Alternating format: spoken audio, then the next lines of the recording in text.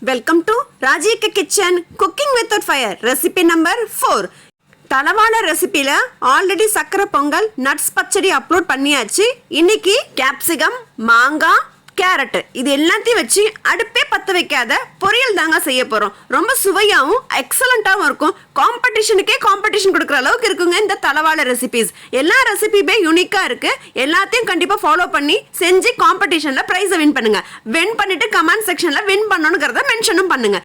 அடுத்த வாரத்தில் அடுப்பே பற்ற வைக்காத காரக்குழம்பு எப்படி செய்யறதுங்கிறத அப்லோட் பண்ணுறேன். அதை தெரிஞ்சுக்கிறதுக்கு நம்ம சேனலை சப்ஸ்கிரைப் பண்ணி வச்சுக்கோங்க.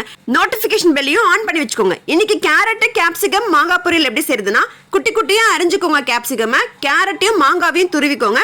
தேங்காய் ஓரளவுக்கு துருவி வச்சுக்கோங்க. கொத்தமல்லி, பச்சை மிளகாய் இது எல்லாத்தையும் ஒன்று சேர்த்து தேவையான அளவு உப்பையும் சேர்த்து கடைசியாக எல்லாத்தையும் மிக்ஸ் பண்ணதுக்கப்புறம் லெமன் ஜூஸ் கொஞ்சோண்டு சேர்த்து விட்டு சர்வ் பண்ணிங்க அப்படின்னா கேரட், கேப்சிகம், மாங்காய் பொரியல் தயாருங்க.